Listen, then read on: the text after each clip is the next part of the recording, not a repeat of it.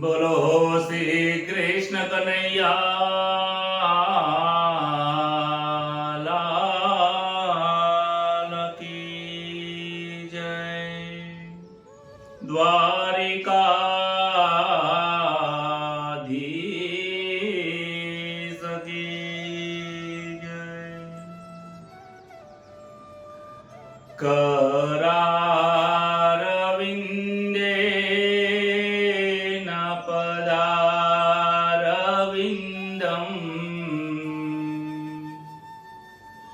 मुखारविन्दे विनवेशयन्तम्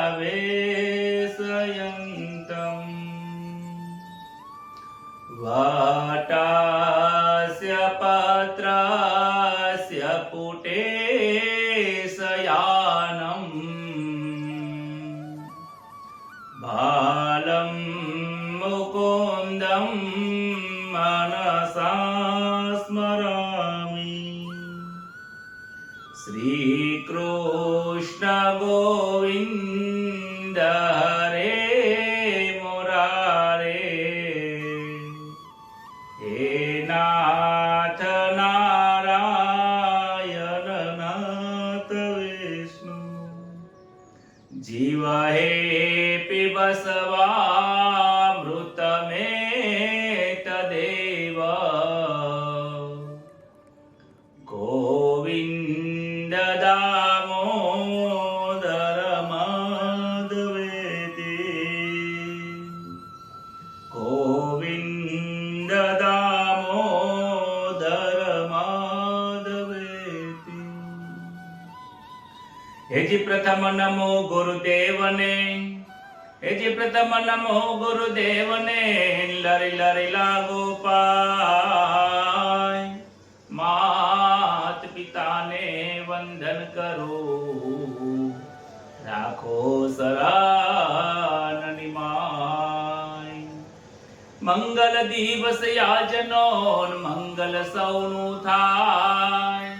दास जैसना मानजो, वंदन लाख करोड़. दास जैसना मानजो, वंदन लाख करोड़. परम पवित्र श्रीमद भगवद गीता एक ज्ञान आपવાનું સાધન છે. ભગવદ ગીતાની અંદર ભગવાન શ્રી કૃષ્ણના જે વચનના શબ્દો છે એ આ જીવાત્માના મન અને બુદ્ધિને હરી લેવા વાળા છે. જે મનને સ્થિર કરવા માંગે છે, જે બુદ્ધિને સ્થિર કરવા માંગે છે, જેને સમતાનો યોગ પ્રાપ્ત થયો છે, એના માટે ભગવદ ગીતા એ મુખ્ય સાધન છે. ભગવદ ગીતાની અંદર અનેક પ્રકારના યોગોનું જે વર્ણન કર્યું છે, એમાં ધ્યાન યોગ વિશે આપણે ગઈકાલે જોઈ ગયા છે. વિદ્યાર્થીઓ માટે અને દરેક મનુષ્ય માટે ધ્યાન યોગ ખૂબ મહત્વની વસ્તુ છે. ધ્યાનની અંદર મનની સ્થિરતાની જરૂર છે. અર્જુનના મનની અંદર પ્રશ્નનો ઉદ્ભવ થાય છે કે ભગવાન, હે પ્રભુ, આ મનની સ્થિરતાને હું સારી રીતે જોઈ નથી શકતો, કારણ કે મન ખૂબ ચંચલ છે. મન પવનના વેગો જેવું છે, ઘોડા જેવું છે કે આજે અહીંયા છે, કાલે બીજી જગ્યા ઉપર જતું રહે. અરે કાલની વાત ક્યાં, ક્ષણે ક્ષણે મન એકદમ દોડતું જ રહે છે, અસ્થિર રહે છે. આવા જન્મો જન્મથી આ મન ચંચલ રહેતું હોય તો આ ધ્યાનના યોગમાં હું મનને સારી રીતે સ્થિરતામાં જોઈ શકતો નથી. કહે છે કે મનને સ્થિર કરવું ખૂબ અઘરું છે, કઠણ છે. આ અર્જુનનો પ્રશ્ન સાંભળીને ભગવાન એનો ઉત્તર આપે છે. ભગવાન કહે છે, શ્રી ભગવાન વાચ, असंशयं महाबाहो मनो दुर्निर्गहं चलम् અભ્યાસેન તુ કૌંતેય વૈરાગ્યેન ચ ગૃહ્યતે. કહે ભગવાનજી કહે છે કે અર્જુન, આ મન ખૂબ ચંચલ છે. તારી વાત સત્ય છે, એનો નિગ્રહ કરવો પણ ખૂબ કઠિન છે. આ મન ખરેખર એટલું ચંચળ છે, તારી વાત સાચી, એને સ્થિર કરવું ખરેખર ખૂબ કઠણ છે. પરંતુ આ તમારું કહેવું બરાબર સાચું છે. પરંતુ હે કુંતી નંદન, અભ્યાસ અને વૈરાગ્યના સાધનથી એનો નિગ્રહ કરવામાં આવે છે. મન ચંચલ છે, વાત સાચી છે. મન સ્થિર કરવું ખૂબ અઘરું છે, એ પણ હે અર્જુન તારી વાત સાચી છે. પરંતુ એના બે સાધન કયા છે કે મનને સ્થિર કરવા માટે? એક તો હે કુંતી નંદન, એનો અભ્યાસ કરવાની ખૂબ જરૂર છે, અને બીજો થોડો એનો વૈરાગ્યની પણ જરૂર છે. જ્યાં સુધી આ તારું મન સંસારના પદાર્થોમાં રહેશે ત્યાં સુધી મન ધ્યાનમાં લાગવાનું નથી. ત્યાં સુધી તારું મન ઈશ્વરની અંદર લાગવાનું નથી. માટે એના અંદર વૈરાગ્યની ખૂબ જરૂર પડે છે. કહે છે અભ્યાસ ક્યારેક કરીએ ને ક્યારેક ન કરીએ, ક્યારેક અભ્યાસમાં આળસ આવી જાય તો એ અભ્યાસ સિદ્ધ થતો નથી. અભ્યાસ અને ધ્યાનની અંદર મનને સ્થિર કરવા માટે આ ધ્યાનનો જે યોગ છે એ ત્યારે કન્ટિન્યુ એટલે કે દરરોજ કરવો પડશે. દરરોજ સમયે વધારવો પડશે, અને એમાં થોડી વૈરાગ્યની પણ જરૂર પડશે. કહે છે કે અભ્યાસ બે પ્રકારના હોય છે. એક તો પોતાનું જે લક્ષ્ય છે એની અંદર પોતાની મનોવૃત્તિને સ્થિર કરવાનો એક અભ્યાસ હોય છે. કેવો હોય છે કે આપણી વૃત્તિઓ બીજામાં ખૂબ જતી રહે છે. જ્યારે મારા લઈ બેસીએ, જપ કરવા બેસીએ, આ કથા સાંભળવા બેસીએ, ઈશ્વરની પ્રાપ્તિ કરવાનો કોઈ પણ સાધન કરો ને, તરત જ મન તમારું સંસારમાં જતું રહેશે. અને સંસારનો અભ્યાસ કરતા હશો ને તો ઈશ્વરમાં તમારું મન નહીં આવે. કેમ? કારણ કે તમને એમાં રાગ છે, તમને એ પસંદ છે. જે વસ્તુ જેને પસંદ હોય એમાં એનું મન લાગી જતું હોય છે. જે વસ્તુ જેમાં પસંદ, જે મનને પસંદ નથી એમાં એનું મન જલ્દી લાગતું નથી. ભોજનમાં એવું હોય છે કે જે તમને ભાવે છે ને એ વધારે ખાય છે, અને જે નથી ભાવતું ને એમાં પછી ઘૃણા ઉત્પન્ન થાય છે કે આ તો નથી ભાવતું, નથી ખાવું. કેમ? એના મનને અનુકૂળ નથી આવતું. માટે એને અભ્યાસ કરવામાં ત્યાં તકલીફ પડે છે. પરંતુ હે અર્જુન, તું એનાથી ડરતો નહીં, એમાં તું ચલાયમાન થતો નહીં. અભ્યાસમાં ધારણા ચાલુ રાખજે. એટલા માટે જ પાનબાઈ ગંગા સતીએ પાનબાઈને ભજનની કડીમાં કહ્યું છે કે ધીરજ ને ધારણા અભ્યાસ કરતા રહેશો તો તમારો એ સિદ્ધ થશે. માટે પાનબાઈ તમે હારશો નહીં. આ ધારણા અને ધીરજ રાખીને તમે પ્રાપ્ત થાઓ. ધીરજ પણ રાખવી પડશે. સબરીબાઈ આખી જિંદગી ધીરજ રાખી છે, અને વારંવાર ધૈર્ય રાખીને ઈશ્વરને છેલ્લે પ્રાપ્તિ કરી છે. બીજું કહે છે કે સાધક ધ્યાન કરવા બેસે ત્યારે સૌથી વધુ એને શ્વાસ બહાર ફેંકી દેવાના. એને શ્વાસ બહાર ફેંકવાના, જોરથી શ્વાસ બહાર ફેંકવાના, અને મનમાં એવો વિચાર કરવાનો કે મારા મનની અંદર જે પણ કુભાવ છે, ખોટા સંસારના વિચારો છે એ નીકળી જાય છે. બીજો પણ અભ્યાસ કરવાનું કહે છે કે ભગવાનના નામનો જાપ કરો, પરંતુ બે વાતનો ખ્યાલ રાખો. પણ જે ઉચ્ચારણ કરો છો એ જીભથી તો કરો છો, પરંતુ મનથી પણ કરો. મનને એ તમારા નામની અંદર, ધ્યાનની અંદર એને મગ્ન કરી નાખો. ત્રીજો અભ્યાસ એવું કરવાનું કહે છે કે તમે જે નામનો ઉચ્ચારણ કરો છો એ મુખથી ના કરશો, નાભીથી ઉચ્ચારણ કરો. ખૂબ સ્પીડમાં પણ ના કરશો, અને ધીમે ધીમેથી કરો. કોઈ પણ ભગવાનનું નામ લો તો ધીમે નામ લો. અને નામની અંદર તમે જ્યાં પણ તમને થોડો ક્ષણ સમય મળે તો એની અંદર તમે ઈશ્વરનું ધ્યાન કરો. ઈશ્વરનું જે ચિત્ર જે દેખાય છે એને જોવાનો પ્રયત્ન કરો. એક નામથી વાણીનું ઉચ્ચારણ થાય છે, બીજું મનથી પણ થાય છે. ક્યારેક અમુક શાસ્ત્રોમાં એવું લખ્યું છે કે જ્યારે કોઈ મંત્રનો જાપ કરીએ ત્યારે હોઠ તમે હલાવશો નહીં. હોઠને બંધ રાખો અને તે સ્મરણ મનથી કરો. જ્યારે મનથી સ્મરણ કરશો ને તો તમારી એ મંત્રની સ્પીડ ઘટી જશે અને એ મનને એ નામની અંદર ધ્યાન રાખ્યા વગર છૂટકો નથી. કારણ કે ક્યારેક કેવું થતું હોય કે મુખથી નામ બોલાતું હોય અને મન તો ક્યાંય રમવા જતું રહ્યું હોય. એટલે મનને કામ સોંપી દો કે આ નામ તારે લેવાનું છે, હોઠને નથી લેવાનું. માટે કહે છે કે મનથી નામ લો, બેઠા બેઠા કે હાથથી, મારાથી કે ધ્યાન કરતા કરતા મનને કામ સોંપો. આંખને, મુખને, ઇન્દ્રિયોને તમે કામ ના સોંપશો. ત્યારબાદ કહે છે કે જ્યારે પણ તમે ભગવાનનું ધ્યાન કરવા બેસો ત્યારે હે અર્જુન, ઈશ્વર અને પરમાત્માનું જે સ્વરૂપ છે એ સ્વરૂપને યાદ કરો. ભગવાનના ચરણથી લઈને મસ્તક સુધી એમના શણગારને યાદ કરો. ભગવાનના ચરણના સેવા કરીએ છીએ, ચરણની પાદુકાને જુઓ, ચરણની એક એક ચરણના જે 5 આંગળીઓ છે ભગવાનના, 10 આંગળીઓની અંદર ભગવાનનું નામ તે આંગળીએ લખો. પછી ચરણની સેવા કરો. ભગવાને પગમાં પહેરેલા જે કડલા છે એના દર્શન કરો. ચરણના દર્શન કર્યા પછી કટીના દર્શન કરો, વક્ષસ્થળના દર્શન કરો.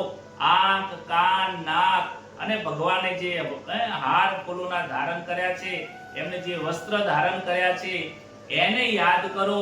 આમ યાદ કરતા કરતા ભગવાનને પ્રાર્થના પણ કરો, હે ભગવાન, તમે જેવા મારા મનમાં છો એવા પ્રત્યક્ષ તમે મને દર્શન આપો. હે ભગવાન, મારે તમારી જરૂર છે. ભગવાન, મારે તમારા દર્શન કરવા છે. ભગવાનને જો ભોગ મૂક્યો હોય તો ભોગની અંદર પણ ભગવાનને કહો, હે ભગવાન, તમે જમવા બતાવો. દરરોજ પણ ભગવાનને ભોગ લગાડો અને ભોગ લગાવતી વખતે ભગવાનને પ્રાર્થના કરો. જેમ તમે વિદુરજીના ઘેર ગયા હતા, સબરીના ઘેર ગયા હતા, you will have to come here. હે ભગવાન, તમારે પણ અહીંયા મારી પાસે આવવું જ પડશે. કાલે નહીં આયા તો આજે તો આવવું જ પડશે. આજે નહીં આયા તો આવતીકાલે તો તમારે જબવું જ આપવું પડશે. જો નહીં આવો તો તમને મારા સમ આપું છું. આવો ભાવ અને પ્રેમથી તમે જેટલો પણ ઈશ્વરની સાથે કનેક્ટેડ થશો, ઈશ્વરની સાથે તમારું મન જોડાશે, એટલો જ ઈશ્વર તમારી પાસે નજીક આવશે. ભલે તમારી પાસે કોઈ ભોજનની થાળી ન હોય, પ્રસાદ ન હોય, છતાં પણ બેઠા બેઠા થાળ ધરાઈ શકો છો, મનથી પણ કરી શકો છો. ક્રિયાત્મક કરતો ભાવાત્મક પૂજાનો બહુ મહિમા છે. ભગવાનની સામે અસંખ્ય વસ્તુઓ મૂકી દીધી હોય, 56 ભોગ મૂક્યા હોય, પણ ભગવાનને જમાડવાનો ટાઈમ ન હોય તો પછી શું મતલબ છે? ઘણા લોકો ભગવાન માટે અનેક પ્રસાદ લઈને આવે પરંતુ જમાડવાનો ટાઈમ નથી હોતો. 56 ભોગ દુર્યોધને તૈયાર કર્યા હતા, એ મૂકીને વિદુરજીના ઘેર વગર આમંત્રણે જતા રહ્યા. વિચાર તો કરો એ ભગવાનનો પ્રેમ કેવો હશે. વિદુરજીની ઈચ્છા કેવી હશે? કેટલી પ્રબળ ઈચ્છા છે કે ભગવાન મારા ઘરે ભોજન લેવા માટે. સબરીએ 90 વર્ષ 100 વર્ષ સુધી એને રાહ જોઈ. ત્યારે અનેક ઋષિઓના આશ્રમ છોડી દીધા અને લક્ષ્મણને કહે છે કે હે લક્ષ્મણ, હવે મને જે યાદ કરે છે મારે એના ઘરે જવું છે.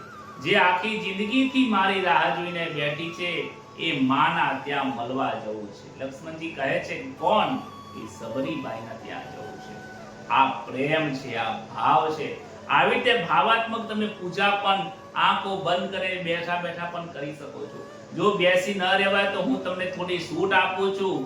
ઊંઘ્યા પણ આવું સ્મરણ તમે કરો. અત્યારે શરીરની તકલીફ હોય, ન બેસી શકાય, તો પલંગમાં સુતા સુતા ભલે નીંદ આવી જાય તો આવી જાય, પરંતુ આવું સ્મરણ કરતા કરતા જો તમે કરશો તો ઈશ્વરને સુધી તમે પહોંચવામાં વાર નહીં લાગે. એટલે આ વૈરાગ્ય છે. વૈરાગ્યની ઈશ્વરની સાથે મન જોડવું એ જ વૈરાગ્ય છે. સંસારમાં રાગ રાખવો એ છોડીને ઈશ્વરમાં રાગ રાખવો એ ખૂબ મહત્વનું છે. બીજી વસ્તુ વૈરાગ્ય માટે પ્રયત્ન કરી શકો છો, મૃત્યુનો ભય રાખો. જે વ્યક્તિને મૃત્યુનો ભય નથી એ ઈશ્વરનું ભજન કરી શકતો નથી.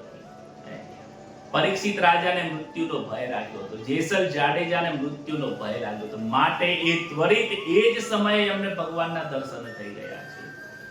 વારંવાર તમે કોઈ સગા સંબંધીઓને લઈને તમે કોઈ સ્મશાને ગયા હોય ને, એ પરિસ્થિતિને યાદ કરો. આપણા દાદા, આપણા પરદાદા, વડવાઓ જે જતા રહે એને યાદ કરો. આખી જિંદગી મજૂરી કરી, કાળી માટી મજૂરી કરી, તડકે સોયલો જોયો નથી, રૂપિયા ભેગા કર્યા, ઘર બનાવ્યું, પણ એક વસ્તુ નહીં લઈ ગયા. પોતાની જાતને કહો કે હું આટલી મજૂરી કરું છું, પણ કોના માટે કરું છું?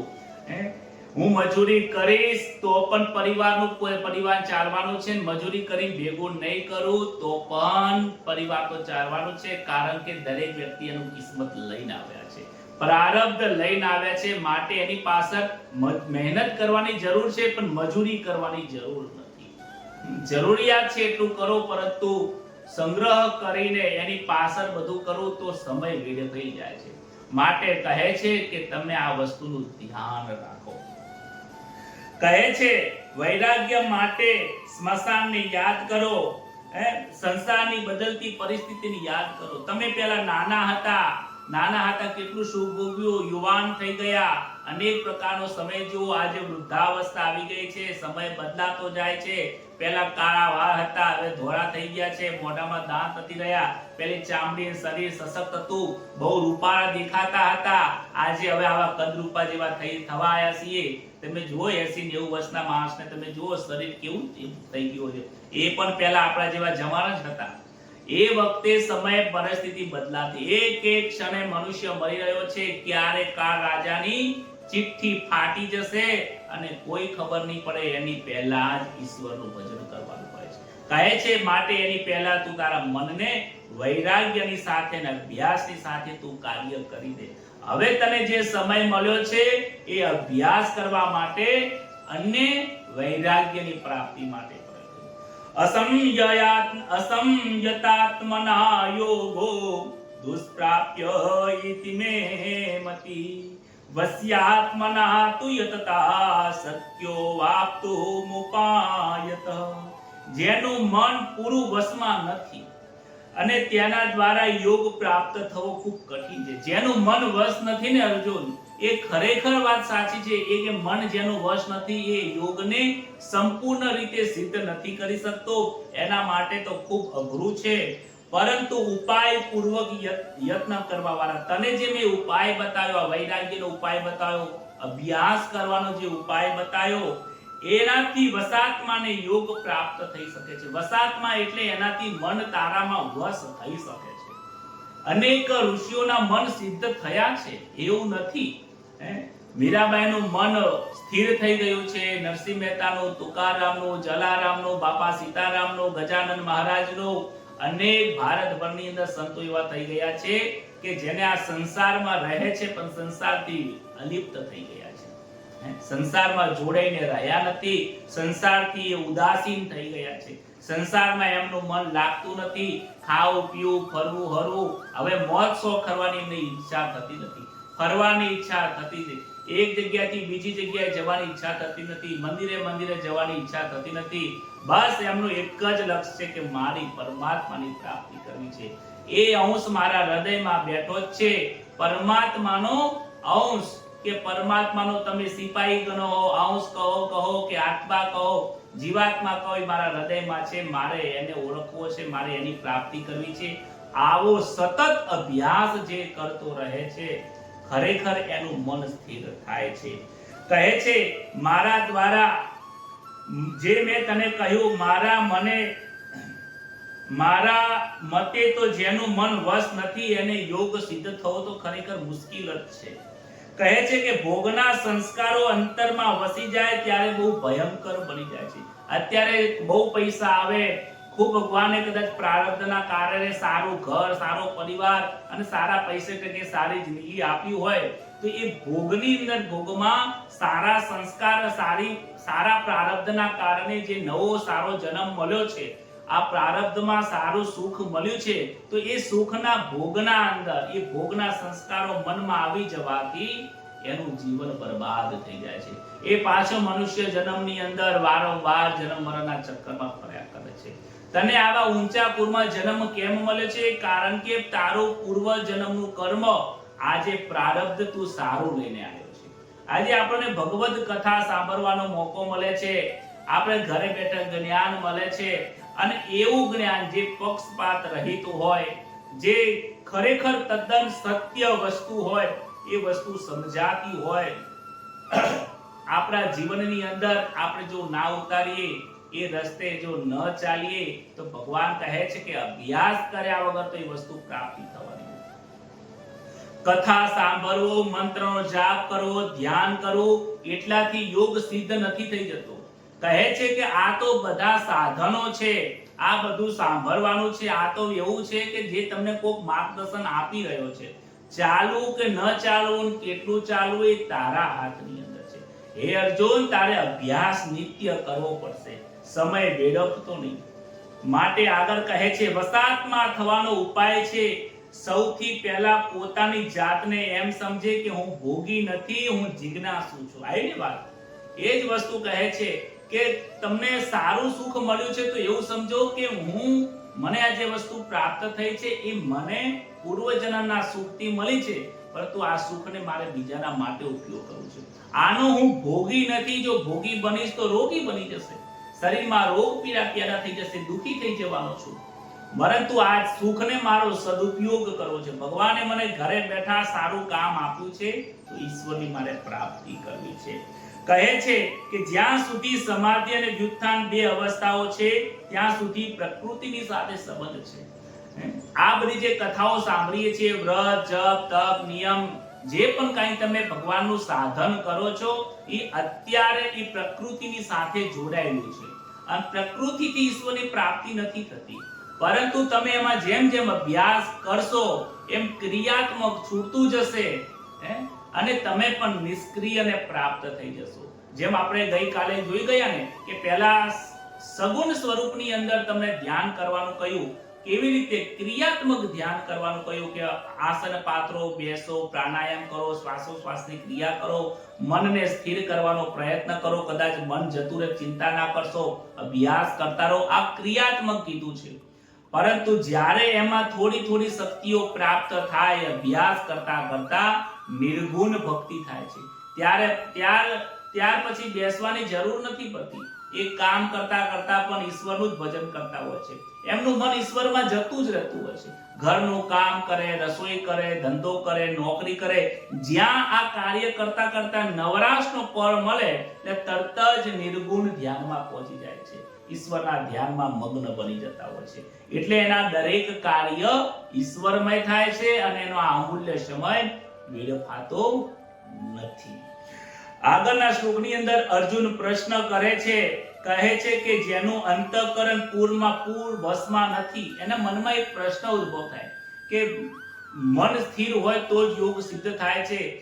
માન લો કે કદાચ કોઈ વ્યક્તિનો યોગ સિદ્ધ થવાની તૈયારીમાં હોય અને મૃત્યુ થઈ જાય તો શું થશે? આવો એના મનમાં પ્રશ્ન ઉદ્ભવ થાય છે. અર્જુન પ્રશ્ન કરે છે. શ્રી અર્જુન વાચ અયતિ શ્રદ્ધયોપેતે યોગાશ્ચલતિ માનસ અપ્રાપ્ય યોગ સંસિદ્ધિમ કામ ગતિમ કૃષ્ણ ગચ્છતિ. અર્જુનજી પૂછે છે, હે કૃષ્ણ, જેની સાધનામાં શ્રદ્ધા છે, જે સાધના કરવા માટે નીકળી કર્યો છે, ભગવતની કથા સાંભળે છે અને ભગવતની કથા સાંભળે, વ્રત કરે, જપ, તપ, નિયમ આ યોગની અંદર ચાલે છે, સત્યના માર્ગે પણ ચાલે છે, સાધનામાં જેની શ્રદ્ધા છે, પરંતુ પ્રયત્ન એનો શિથિલ છે. જેવો પ્રયત્ન કરવો જોઈએ એટલો બધો એ પ્રયત્ન નથી કરતો, વધારે અભ્યાસ નથી કરતો, ક્યારેક અભ્યાસ કરે, ક્યારેક છોડી દે, પૂર્ણતઃ એ અભ્યાસ નથી કરી શકતો, શિથિલતા છે, તો તે અંત સમયમાં યોગી મનથી વિચલિત વાળો થાય તો એ યોગ સિદ્ધિને પ્રાપ્ત ન કરીને કઈ જગ્યા ઉપર જાય છે? જે વ્યક્તિ કહે છે કે ઈશ્વરમાં જેની શ્રદ્ધા છે અને ઈશ્વરનું એ કર્મ પણ કરે છે, ઈશ્વરની પ્રાપ્તિ માટે કર્મ કરે છે, પણ કેવું કર્મ કરે છે? થોડું સકામ પણ કર્મ કરે છે, થોડું નિષ્કામ કર્મ પણ કરે છે, થોડું ઈચ્છા ફળની પ્રાપ્તિ કરવાનું પણ કરે છે, થોડી નિષ્કામ એટલે ફળની આશા વગરનું પણ કાર્ય કરે છે. ક્યારેક ભજનમાં બેસી જાય, ક્યારેક મોજ શોખ મળી જાય તો ત્યાંય પાર્ટી કરવા જતો રહે, બે બાજુનું સુખ પ્રાપ્ત કરવા જાય છે. તો આવું જે સુખ જે ઈશ્વરની પ્રાપ્તિ માટે થોડું ઘણું પણ જે પ્રાપ્ત કર્યું છે, એ જો મૃત્યુ આવી જાય તો પછી એની ગતિ ક્યાં જાય છે?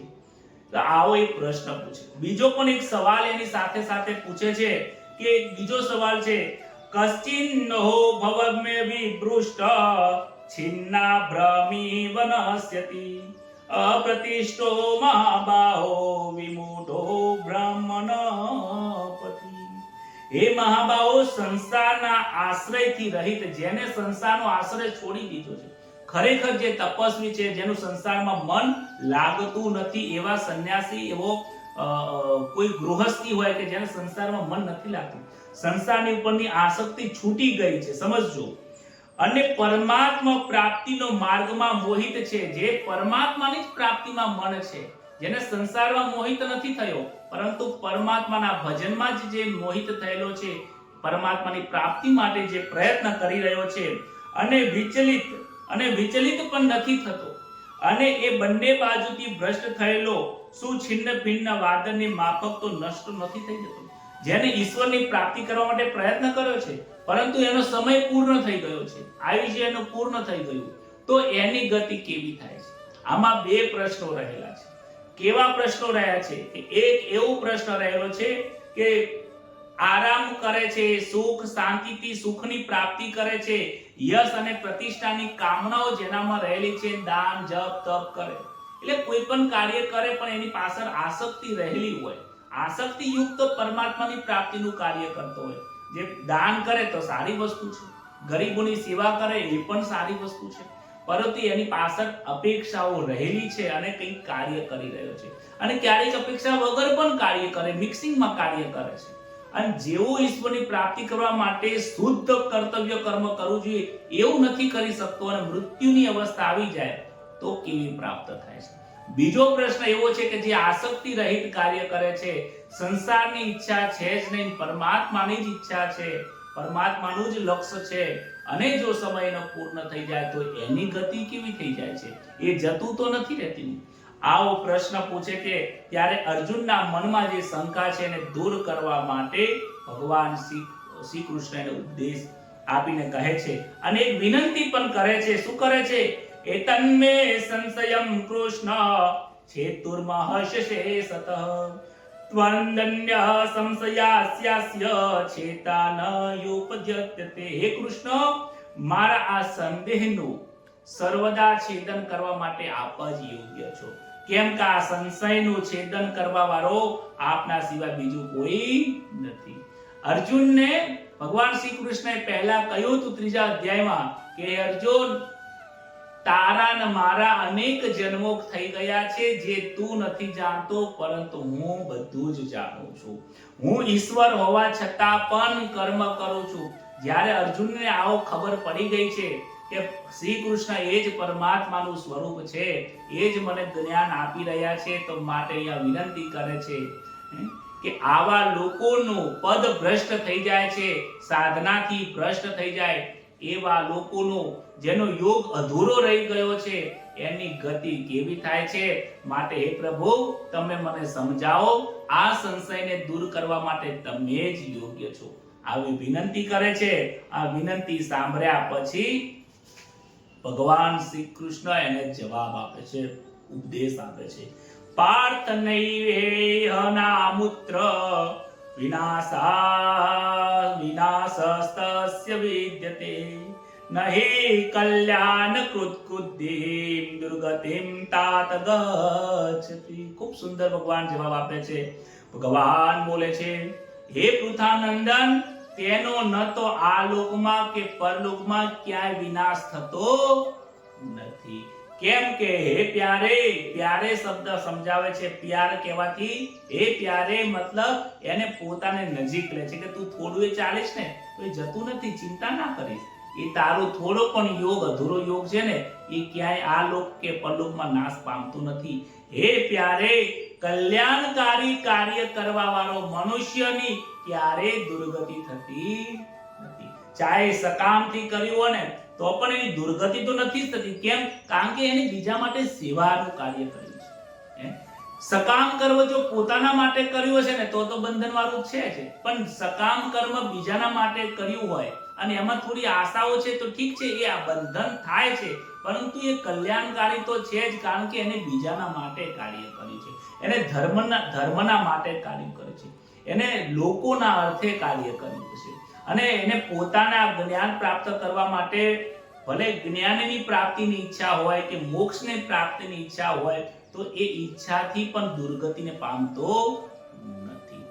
કહે છે કે હે પૃથાનંદન, સાધક અંત સમયમાં કોઈ કારણવશ યોગથી સાધનાથી વિચલિત થઈ ગયો હોય અને યોગ ભ્રષ્ટ સાધક મર્યા બાદ બીજા લોકમાં જન્મ લે, જે ચાહે પરલોકમાં જન્મ લે, બીજા લોકમાં જન્મ લે કે આ લોકમાં જાય કે સ્વર્ગમાં જાય, પણ એનું પતન થતું નથી. પારમાર્થિક એટલે પરમાર્થના ઉદ્દેશ્ય જેનો બદલાતો નથી, એ અનાદિકાળથી જન્મતો મરણતો રહે છે. એ જેટલા સુધી એને કર્તવ્ય કર્મ કર્યું છે, જેટલું એને પ્રાપ્ત કર્યું છે, એટલેથી પાછો એનો બીજું કોઈ જગ્યા ઉપર નવો જન્મ થાય છે અને ત્યાંથી પછી આગળ વધે છે અને એમ કરતા કરતા ધીમે ધીમે આગળ વધે છે. એમ કરતા એને થોડું જ્ઞાન પણ પ્રાપ્ત થાય છે. એનો ક્યારેય વિનાશ થતો નથી, એની દુર્ગતિ પણ થતી નથી, પરંતુ એનો જન્મ મરણ ચાલુ રહેતું હોય છે. જેવી રીતે ભરત મુનિ, આપણે ભાગવતની અંદર એક કથા આવે છે કે ભરતજી રાજા હતા, એમને પોતાનું રાજપાટ છોડીને વનમાં જતા રહ્યા અને વનમાં ગયા પછી એક હિરણની અંદર એ મોહાઈ જાય છે અને એ મૃત્યુના સમયે શું થતું હોય છે કે જે ભગવાનનું ભજન કરવા માટે વનમાં આવ્યા, પણ વનમાં શું થયું, આસક્તિ થઈ ગઈ. કેમ? કંઈક એવું પ્રારબ્ધ એમનું રહ્યું હશે કે એ આસક્તિ થવાના કારણે, હરણના અંદર મોહાઈ જવાના કારણે મૃત્યુના સમયે હરણમાં વાસનાઓ રહી જવાથી એમનો હરણમાં જન્મ થાય છે. પરંતુ એમની સાધના ખૂબ પ્રબળ હતી. એમને જે જંગલમાં સાધના, ઈશ્વરની પ્રાપ્તિ કરવા માટે જે પ્રયત્ન કર્યો હતો, એ ખરેખર યોગી પુરુષ હતા. માટે એમને એમનો જે બીજો જન્મ થયો, હરણમાં જન્મ થયો, ત્યાં પણ એમની યાદ શક્તિ ત્વરિત રહી છે, એમની યાદ રહે છે. જેની સાધના સ્ટ્રોંગ હોય છે એને પૂર્વજન્મ ક્યારેક યાદ રહેતું હોય છે. અને એવા ભાગવતની બે કથા આવે છે. જડ ભરત જે હરણમાં જન્મ થયો તો એમને યાદ રહે છે કે મેં 2 પગાવાળો હતો અને એમાં આસક્તિ રાખવાથી 4 પગની અંદર આવી ગયો છું. 4 પગવાળો એટલે હરણની અંદર આસક્તિ હતી, એટલે આ 4 પગમાં હરણમાં મારો જન્મ થયો. હવે મારે અહીંયાથી મારો જન્મ સુધારવો છે, માટે જંગલમાં રહે છે, ખાતા પીતા નથી, ભોજન કરતો નથી હરણ, અને પોતાનું શરીર છોડી દે છે ઉપવાસ કરીને, અને પછી નવો જન્મ લે છે અને જડ ભરત તરીકે એ પ્રખ્યાત થઈને જ્ઞાની પુરુષ બનીને ઈશ્વરની પ્રાપ્તિ કરી લે છે. આવું આ જ્ઞાન છે, એટલે એની દુર્ગતિ નથી થતી. તમને એમ લાગે કે પ્રાણીઓને પણ પોતાની પૂર્વજન્મ યાદ હોય, પણ યાદ રાખજો, જો સાધના સારી હોય, ઉચ્ચ કોટીની સાધના કરી હોય અને એક નાની ભૂલના કારણે પશુ યોનિમાં જાય ને, તો એમને એ વસ્તુ યાદ રહેશે. તમે જો ગજરાજની પણ એક કથા આવે છે કે સરિતાની અંદર, સમુદ્રની અંદર જ્યારે ગજ જતો હોય છે, મગર એને પગ પકડી લેતો હોય છે અને ત્યારે કોઈ પોતાની પાસે નથી આવતા, હાથીનીઓ અને એના બચ્ચા દૂર જતા રહે, ભગવાનની પ્રાર્થના કરે છે અને એ ભગવાન એની રક્ષા કરતા હોય છે. એનો મોક્ષ, ગજેન્દ્ર મોક્ષની કથા આવતી હોય છે. એ ગજેન્દ્રએ જે ભગવાનની પ્રાર્થના કરી, એ ગજેન્દ્ર મોક્ષના સ્તોત્ર તરીકે ઓળખાય છે. એનો ખરેખર પાઠ કરવો જોઈએ. એટલે પ્રાણીઓમાં પણ એવું હોય છે કે જેનો સ્વભાવ સારો હોય, જેને લોકોની સેવા માટે જિંદગી જીવી હોય, જેની પ્રકૃતિને સ્વભાવ સારા સ્વભાવથી જીવન જીવ્યા હોય ને, તો એને પછી સાપમાં અને વીંછીમાં જન્મ નથી થતો. કેમ?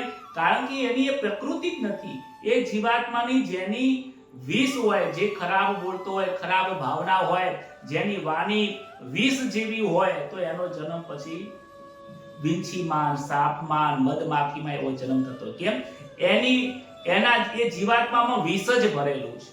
અને જે સાધન કરવા વાળા પુરુષ છે, જેના વાણીમાં આવું કાંઈ નથી ભરેલું, વિષ નથી ભર્યું, એને આવા ખરાબ યોનિમાં જન્મ પણ થતો નથી, બલકી એક સારી યોનિમાં જન્મ થતો હોય છે. કહે છે કે પોતાનો હિત કરવા માટે જે ઉદ્યોગ કરે છે એ મને બહુ વહાલો છે. જે મને પ્રાપ્તિ કરવા માટે પ્રયત્ન કરતો હોય એ મને ખરેખર બહુ વહાલો છે, કારણ કે વાસ્તવમાં એ મારો જ અંશ છે. એ મારો અંશ છે, એ મને પ્રાપ્તિ કરવા માટે પ્રયત્ન કરે છે તો મને પ્રાપ્ત થાય જ છે. ભલે આ જન્મમાં નહીં તો બીજા જન્મમાં નહીં તો ત્રીજા જન્મમાં એ ધીમે ધીમે મને પ્રાપ્ત થાય છે. મનુષ્ય જન્મમાં સ્વભાવ સેવા કરવાનો, જપ તપ કરવાનો હોય અને વિચાર ઉદ્ધાર કરવાનો હોય, તો કારણવશ અંતઃકરણમાં યોગ અંત સમયે યોગ ભ્રષ્ટ થઈ જાય તો પશુ પક્ષી ભલે બની જતો હોય છતાં પણ એના સંસ્કારો એ ત્યાંથી જતા નથી. એ સંસ્કારો જો એ વાસનામાં સારા સંસ્કાર હોય તો સારી વાસના લઈને જન્મ, વાસનામાં ખરાબ સંસ્કારો હોય તો ખરાબ લઈને જન્મ થતો છે. અનંત જન્મોથી ભૂલેલો આ મનુષ્ય પરમાત્માની પ્રાપ્તિ કરવા માટે, મારી પ્રાપ્તિ કરવા માટે જો 2 ડગલા પણ ચાલે છે ને તો બીજા જન્મમાં 2 ડગલાથી શરૂઆત થાય છે. એને વધારે ચાલવાની જરૂર પડતી નથી. એ થોડું ચાલે છે તો એના કરતા હું વધારે નજીક આવું છું. એ 5 ડગલા મારી સામે આવે છે તો હું એની સામે 10 ડગલા આવું છું. કેમ? કારણ કે મને ખબર છે કે 84 લાખ યોનિમાં દુઃખ ભોગવીને આજે આ મનુષ્ય અવતારમાં આવ્યો છે. ભલે ધીમે ધીમે ચાલે છે પણ મારી પાસે જરૂર આવી જશે. અમદાવાદથી એક ઉદાહરણ આપું. અમદાવાદથી અંબાજી જવું હોય અને આજે સવારે ચાલુ કર્યું હોય, ધીમે ધીમે મહેસાણા પહોંચ્યા અને સિદ્ધપુર ઊંઝા થઈને તમે પાલનપુર પહોંચ્યા, સાંજ પડી થાકી ગયા અને તમે રાત્રે સૂઈ ગયા, તો પછી સવારમાં ઉઠ્યા પછી તમારે અમદાવાદથી નથી ચાલવાનું હતું. ક્યાંથી ચાલવાનું હોય? તમારે પાલનપુરથી જ ચાલવાનું હોય. જો મનુષ્ય ધીમે ધીમે ચાલે, કોઈ 2 ડગલા ભરે તો એ પ્રમાણે પહોંચે, કોઈ 10 કિલોમીટર રોજનું ચાલે તો એ પ્રમાણે પહોંચે. જે ક્યારે ઊભો જ નથી રહેતો, સતત ચાલે છે તો સાંજ પડતા પડતા સુધી તો આ જન્મની અંદર જ એને અંબાજી કે એટલે કે એ પરમાત્માની પ્રાપ્તિ કરી. મીરાબાઈ, નરસિંહભાઈ, તુકારામ ને બધા એ જ જન્મની અંદર ચાલી ગયા છે. થોડું પુણ્ય હતું, પૂર્વજન્મનું પુણ્ય હતું, એ સંસ્કાર હતા એટલે તો આ જન્મની અંદર એમને ભક્તિ પ્રાપ્ત થઈ છે. આજે તમને બધાને, આપણા સૌને ભગવદ ગીતાનું જ્ઞાન પ્રાપ્ત કરવાની ઈચ્છા થવી, આ અનેક જન્મનું પુણ્ય ભેગું થયેલું છે એટલા માટે આપણે અહીંયા બેઠા છીએ. નહીતર આપણે અહીંયા બેઠા હોઈએ નહીં. બધા લોકો ક્યાં બેઠા છે? 2000 લોકો જોડાયેલા છે, 3 ગ્રુપ છે, પણ કેટલા લોકો સાંભળે છે? અત્યારે લાઈવમાં 5, 7, 10, 15 લોકો સાંભળતા હોય છે અને એના પછી જ્યારે સમય મળે ત્યારે બીજા 100, 200 લોકો સાંભળે છે. કેમ? આ બધા લોકો પુણ્યશાળી છે કે એમને ભગવદ ગીતા પ્રત્યે રુચિ છે અને એને જીવનમાં કંઈક કરવું છે, ઈશ્વરની પ્રાપ્તિનો રસ્તો શોધવો છે. આ જે કાર્યક્રમ છે, ઈશ્વર પ્રાપ્તિનો રસ્તો ક્યાંથી પ્રાપ્ત થાય એ જાણવાનો છે. ચાલવાનું તો બાકી રહી જાય છે. સત્યના માર્ગે ચાલવું, જે યોગ બતાવ્યો, જ્ઞાન યોગ, ધ્યાન યોગ, કર્મ યોગ, ભક્તિ યોગ જે બતાવે છે એ યોગે ચાલવાનું તો અલગ રહ્યું. એ જાતે ચાલવું પડશે માર્ગે. જો ચાલીશું નહીં, કોકે આપણે રસ્તો બતાવ્યો અને રસ્તો બતાવીને સાંભળીને ઊભા રહીએ તો પછી રસ્તો કપાવવાનો નથી, ચાલવું પડશે. હે અર્જુન, તું અભ્યાસ કરતા કરતા ચાલ, તારો રસ્તો કપાશે, તારી દુર્ગતિ નહીં થાય. આ જન્મ નહીં તો બીજા જન્મમાં તું મને ચોક્કસથી પ્રાપ્ત થવાનો છે. આગળના શ્લોકમાં ભગવાન વધારે કહે છે, પ્રાપ્ય પુણ્ય કૃતામ લોકાન નો સ્થિત્વા શાશ્વતી સા સુચિનામ શ્રીમતામ ગે યોગ ભ્રષ્ટો વિજાયતે. તે યોગ ભ્રષ્ટ પુણ્ય કર્મ કરવા વાળો લોકોને પ્રાપ્ત થઈને ત્યાં બહુ વર્ષો સુધી રહીને પછી તે શુદ્ધ શ્રીમંતોના ઘરે જન્મ લે છે. શું છે કે જે 2 પ્રકારના વાસના વાળા માણસો હોય છે, ઈશ્વરની પ્રાપ્તિ કરવા માટે 2 પ્રકારના લોકો છે. એક સકામ વાળા હોય છે, નિષ્કામ વાળા હોય છે. એક વાસના વાળા હોય છે ને એક વાસના રહિત હોય છે. અમુક લોકો ઈશ્વરનું ભજન વાસનાની સાથે કરતા હોય છે અને અમુક જીવાત્માઓ ઈશ્વરનું ભજન તદ્દન વાસનાઓથી મુક્ત થઈને ભજન કરતા હોય છે. તો કહે છે કે એ જે વાસનાથી રહી, વાસનાની સાથે, અપેક્ષાઓની સાથે, ઈચ્છાની સાથે, કંઈક વસ્તુ પ્રાપ્ત કરવાની સાથે ઈશ્વરનું ભજન કરે છે, એ દુર્ગતિ થતી નથી. મૃત્યુ પછી એ શ્રીમંતોના ઘરે એમનો જન્મ થતો હોય છે અને શ્રીમંતોના ઘરે જાય કાં તો પછી સ્વર્ગની પ્રાપ્તિ કરતા હોય છે, કારણ કે જે પુણ્ય મળ્યું એ પુણ્યમાં સ્વર્ગમાં ભોગવે છે. સ્વર્ગમાં ભોગવ્યા પછી એ કોઈ સારા વ્યક્તિના ઘરે એનો જન્મ થાય છે અને ત્યાંથી એ યોગથી મને આગળ પ્રાપ્ત થાય છે. અને જે વાસના રહિત લોકો છે, જેને તદ્દન કોઈ વાસના રહિત નથી, એ વ્યક્તિ એટલે કે જેને પૂરા સંસાર જેને છોડી દીધો છે, વૈરાગ્ય આવી ગયો છે, નિષ્કામ કર્મ કર્યું છે, ફળની આશાઓ નથી, એ વ્યક્તિને મૃત્યુ સમય ઉપર પણ એને સ્વર્ગની પ્રાપ્તિ પણ નથી થતી અને દુર્ગતિ પણ નથી થતી. એ વ્યક્તિ મને પ્રાપ્ત થાય છે. કેમ? કારણ કે એની કોઈ વાસનાઓ જ નથી. ન એ સ્વર્ગ ચાહે છે, ન કોઈ સુખ ચાહે છે. જે સ્વર્ગ ચાહે છે એને સ્વર્ગ મળે છે, જે જેવું ચાહે છે એને એવું મળે છે. માટે આગળના શ્લોકની અંદર આગળ પણ કહે છે, સ્વર્ગ વગેરે લોકોમાં ભોગ ભોગવતા જ્યારે ભોગોમાં અરુચિ થઈ જાય ત્યારે યોગ ભ્રષ્ટ વાળો મનુષ્ય ફરીથી મનુષ્ય લોકમાં આવે. સ્વર્ગનું સુખ ભોગવ્યા પછી મનુષ્યમાં આવે અને ત્યાં શુદ્ધ શ્રીમંતોના ઘરે જન્મ થતો હોય છે. અને શ્રીમંતો, શુદ્ધ શ્રીમંતો કોને કીધા છે?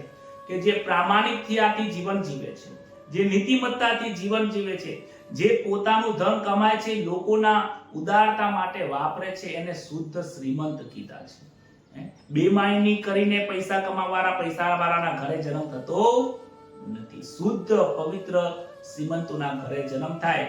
અને આગળના શ્લોકની અંદર પણ ભગવાન કહે છે કે કદાચ મનમાં શંકા જાય કે એ શ્રીમંતોના ઘરમાં જાય એટલે ફરીથી પાછો ભોગી બની જાય અને પછી ફરીથી પાછો એ જે સંસ્કાર હોય જતા રહે, તો ભગવાન આગળના શ્લોકમાં એનો શંકાનું સમાધાન કરે છે. અથવા યોગિનામેવ કુલે ભવતિ ધીમતામ એતદ્વિ દુર્લભતરમ લોકે જન્મ યદિવ દૃશમ. અથવા વૈરાગ્યવાન, યોગ ભ્રષ્ટ, જ્ઞાનવાન યોગીઓના કુળમાં જન્મ લે છે અને આ પ્રકારનો જે આ જન્મ છે એ સંસારમાં બહુ દુર્લભ છે. જે વાસનાઓની સાથે જેનો પુણ્ય કર્મ છે અને યોગી છે, વાસનાઓની સાથે જે ઈશ્વરની પ્રાપ્તિ કરવા માટે પ્રયત્ન કરે છે, એ સ્વર્ગની પ્રાપ્તિ કરે છે અને શ્રીમંતોના ઘરે જન્મ લે છે અને પછી આગળ ધીમે ધીમે વધે છે. જેવો પ્રયત્ન કરે એવું વધે. મતલબ શું? એને વારંવાર જન્મ તો લેવો જ પડે છે. કેવી રીતે? મૃત્યુ થઈ ગયું, સ્વર્ગમાં જન્મ લીધો, શ્રીમંતોના ઘરે જન્મ લીધો અને પછી આગળ વધવા માટે ધીમે ધીમે બીજા જન્મ લેવા પડે છે. પરંતુ વાસના રહિત, શું કહે છે? વૈરાગ્યવાન, જેને વૈરાગ્ય આવી ગયો છે, વાસનાઓ નથી અને સંસારમાંથી જેનું મન અલિપ્ત થઈ ગયું છે અને એ જન્મમાં ઈશ્વરની પ્રાપ્તિ ન થઈ શકી, એવા લોકોનો જન્મ ઉચ્ચ કોટીના જે લોકો હોય કે યોગીઓના ઘરે જન્મ થાય છે. બ્રહ્મનિષ્ઠ જ્ઞાની પંડિતોના ઘરે એમનો જન્મ થતો હોય છે અને આવો જન્મ મળવો ખૂબ દુર્લભ છે. એક મનુષ્યનો જન્મ મળવો દુર્લભ છે, એના કરતા વિશેષ દુર્લભ તો કેવું છે કે યોગીઓના ઘરમાં, જ્ઞાનીઓના ઘરમાં જન્મ મળવો એ ખરેખર ખૂબ દુર્લભ છે. કહે છે કે સાધક જેના અંતરમાં વાસના નથી, તીવ્ર વૈરાગ્ય છે, પરમાત્માની પ્રાપ્તિનો જેનો ઉદ્દેશ્ય છે, આવું જે મનમાં રાખીને સાધના કરે છે અને મૃત્યુની અવસ્થા આવે છે, એ યોગીઓના ઘરમાં જન્મ થાય છે. અનેક શાસ્ત્રમાં એવું લખ્યું છે, શ્રુતિઓ પણ એવું કહે છે, નાસ્યા બ્રહ્મ વિતકુલે ભવતી એતદ્વિ દુર્લભતરમ લોકે જન્મ યદૃષ્ટા. બ્રહ્મ જ્ઞાનીઓની ઘરની અંદર જે બ્રહ્મ જ્ઞાની પુરુષો હોય છે, એવા લોકોના ઘરમાં પણ બ્રહ્મ જ્ઞાનીનો જ જન્મ થતો હોય છે. જ્ઞાની પુરુષ હોય, યોગી હોય, એમના ઘરની અંદર કેવા બાળકો જન્મે? એવા લોકો જ જન્મે. કારણ કે એ લોકો એટલા માટે જન્મે છે કારણ કે એમને અધૂરો યોગ પૂર્ણ કરવાનો છે, એમને ત્યાંથી આગળ વધવાનું છે. અને એ લોકોને બાળપણથી જ, તમે જો ઘણા લોકોએ આવા ઘરની અંદર જન્મ થાય ને તો બાળપણથી એમને બ્રહ્મ જ્ઞાન પ્રાપ્ત થતું. કેમ? એ જ સંસ્કારો મળે છે, એમને ભોગના સંસ્કારો નથી મળતા. એ ભણે ગણે, ડોક્ટર બને, એન્જિનિયર બને, બધું જ બને, પરંતુ એમને જે ઈશ્વર પ્રાપ્તિનું જે લક્ષ્ય છે ને, એ લક્ષ્યથી વંચિત નથી રહી જતા. એ બાળપણથી જ પ્રાપ્ત થઈ જાય છે. માટે કહે છે આવી વસ્તુ પ્રાપ્ત થવી ને ખૂબ દુર્લભ છે. શ્રીમંતોના ઘરે તો કદાચ જન્મ મળી જાય, પરંતુ ત્યાં તેમને શું કરવાનું? હું તો ભોગવવાના તો ભોગ જ ને. એ ભોગ ભોગવ્યા પછી એમનું મન વૈરાગ્યમાં જાગે ત્યારે પાછો એ સંસ્કારમાં આવતો હોય છે. અને અહીંયા તો કેવું છે કે ડાયરેક્ટ વૈરાગ્ય વાળા લોકોના ઘરની અંદર, બ્રહ્મ જ્ઞાની લોકોના ઘરમાં બાળકનો જન્મ થઈ જાય, બાળપણથી જ એની કેળવણી, એના સંસ્કારને એવું શિક્ષણ બાળપણથી મળતું હોય. માટે શું થતું હોય છે કે એને પ્રયત્ન કરો સુગમ બની જાય. બાળપણથી આ જ્ઞાન પ્રાપ્ત થઈ જાય એટલે શું થાય કે જેમ જેમ યુવાન થાય, મોટો થાય, એમ ત્યાંથી આગળ વધારે જ્ઞાન પ્રાપ્ત થાય, એનાથી એનો આત્મવિશ્વાસ વધતો હોય છે. એટલે કહેવાનો તાત્પર્ય એવું છે કે જે જ્ઞાન તમે પ્રાપ્ત કર્યું છે અને જે પ્રાપ્ત કર્યા પછી તમે જેટલું ચાલ્યા છો એ ક્યાંય અલેખે જતું નથી. કહે છે નારદ મુનિ પણ એમના ભક્તિ સૂત્રની અંદર કહે છે કે મહાપુરુષોનો જે સંગ છે એ અગમ્ય છે, એ અદ્ભુત છે. મહાપુરુષનો સંગ મળવો ખૂબ કઠિન છે.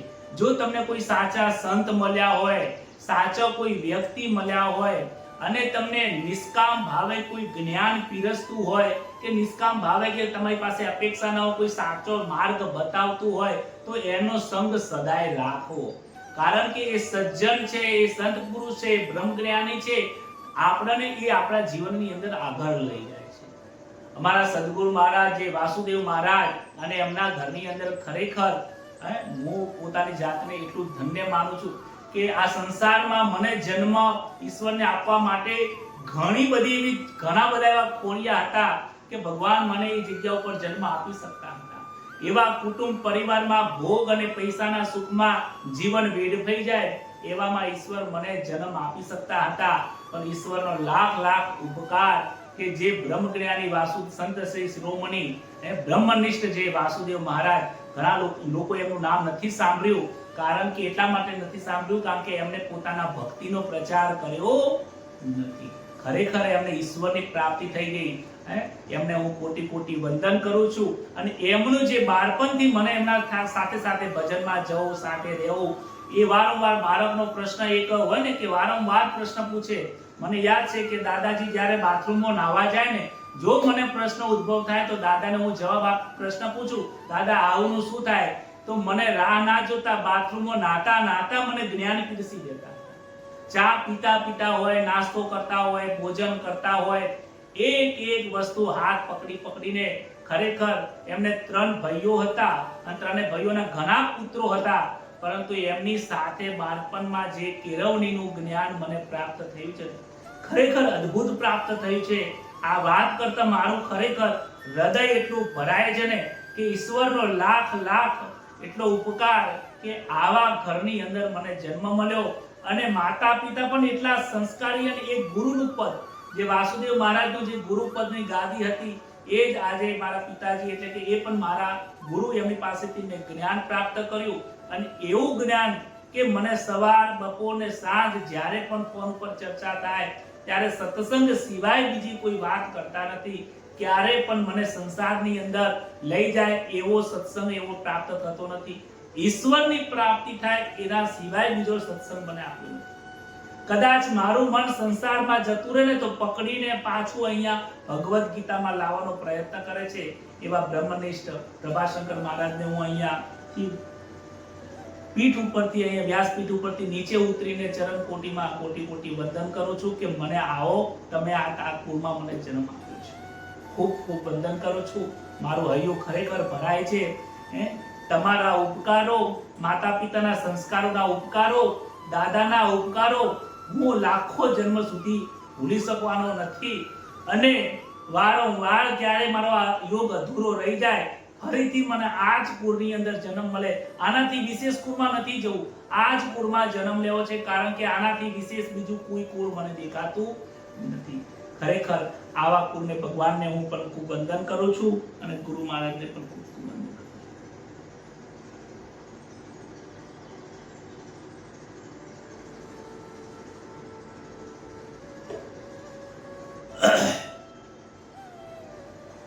એટલે ભગવાન એ કહે છે કે હે અર્જુન, તારો યોગ અધૂરો રહેતો નથી. તું કોઈ પણ ભાવથી મને પૂજીશ, સત કાર્ય કરીશ, એ વસ્તુ મને પ્રાપ્ત થવાની છે. અને તું નિષ્કામથી કરીશ અને ક્વોલિટી વાળું કર્મ કરીશ, ફળની આશા વગર કરીશ, અને મને જ પ્રાપ્ત કરવાનો જો તારો ધ્યેય છે ને, તું મને જ પ્રાપ્ત થઈ જવાનું. એમાં તારે કોઈ ચિંતા કરવાની જરૂર નથી. અત્ર ત્વમ બુદ્ધિ સંયોગે લભતે પૌર્વદેહિકમ યત તે ચ તતો ભૂય સંસિદ્ધો કુરુનંદન.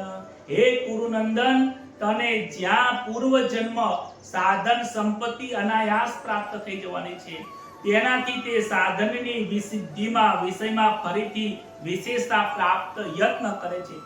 મેં જે તમને વાત કરી ને કે મને જે આ કુળમાં જન્મ મળ્યો, એ જ ચર્ચા આ શ્લોકની અંદર કહે છે કે હું એવા યોગીઓના અને સિદ્ધ પુરુષને બ્રહ્મનિષ્ઠ લોકોના ઘરે, એવા સાધુઓના ઘરે, એવા જ્ઞાનીઓના ઘરે, યોગીઓના ઘરે હું જન્મ આપું છું, જેથી એને સાધનો સહેલાઈથી મળી જાય, એને પારપણથી જ એને જ્ઞાન પ્રાપ્ત થઈ જાય, એને મને પ્રાપ્ત કરવાનો જે યોગ છે ને એ સુગમ બની જાય, અઘરો ન થાય, એટલા માટે હું એને એવા ઘરની અંદર જન્મ આપું છું.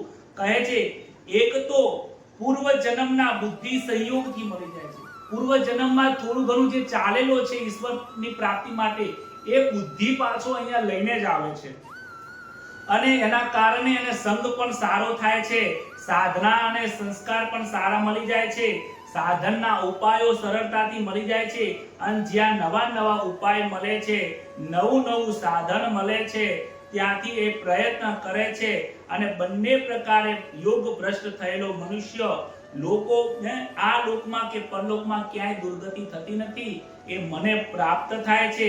જેની ભોગોમાં વાસના રહી ગઈ છે એ શ્રીમંતોના ઘરે જાય છે, અને શ્રીમંતોના ઘરે જઈને ભોગોને ભોગવીને અને ત્યારબાદ એનામાં વૈરાગ્યની ઉત્પન્ન થાય છે, અને વૈરાગ્ય પછી એને જ્ઞાન ધીમે ધીમે મને પ્રાપ્ત થાય છે. એ થોડી લાંબી પ્રોસેસ થઈ જાય છે કે ભોગવે અને પછી એ પ્રાપ્તિ થાય છે. તમે જુઓ, અજામિલ ખૂબ બ્રાહ્મણ હતો, ખૂબ પવિત્ર બ્રાહ્મણ હતો, પરંતુ એક વેશ્યાના અંદર મોહી જવાના કારણે એનું પદ ભ્રષ્ટ થઈ જાય છે. પરંતુ જે આગળ એનું પવિત્ર જીવન હતું, ઈશ્વર પ્રાપ્તિનું લક્ષ્ય હતું, એ એને ક્યાંય જતું નથી. એના પુત્રના સ્વરૂપમાં એક સાધુઓના સંગના સ્વરૂપથી નારાયણ નામ રાખવાથી એનો આ જ જન્મ પણ સુધરી જાય છે. એટલે જરૂરી નથી કે કદાચ કોઈ વ્યક્તિ પોતાના જગ્યા ઉપરથી પદ ભ્રષ્ટ થઈ જાય તો પછી એનું જીવન જતું રહ્યું, નીકળી ગયો, ખરાબ થઈ ગયું જીવન, એવું નથી. ત્યાંથી જ્યારે સમય આવે અને એ બીજ ઉગે છે ત્યારે પ્રાપ્ત થાય છે. વાલ્મીક લૂંટારાએ આખી જિંદગી લૂંટપાટ કર્યા, પરંતુ એક એવું બીજ ઉગ્યું ત્યારે નારદ મુનિ મળ્યા. કેમ પહેલા નારદ મુનિ ન મળ્યા? સમય આવ્યો ત્યારે નારદ મુનિ આવ્યા, સમજાયું, જ્ઞાન પ્રાપ્ત કર્યું, અને વૈરાગ્ય આવી ગયો, અને રામાયણની મોટા કાવ્યની રચના કરી દીધી.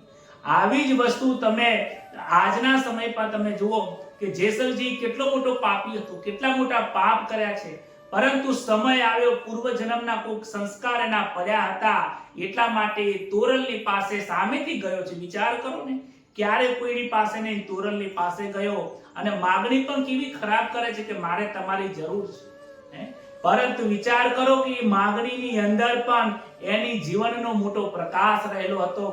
એમના તોરલના પતિ કહે છે કે તમે મને સુધાર્યો, હવે મારું કાર્ય અહીંયા પૂર્ણ થાય છે, હવે તમારે એક બીજા વ્યક્તિને પણ સુધારવાનો છે, આ જેસલને તમે સુધારો, તમે જાઓ, હું તમને તમારું દાન આપું છું.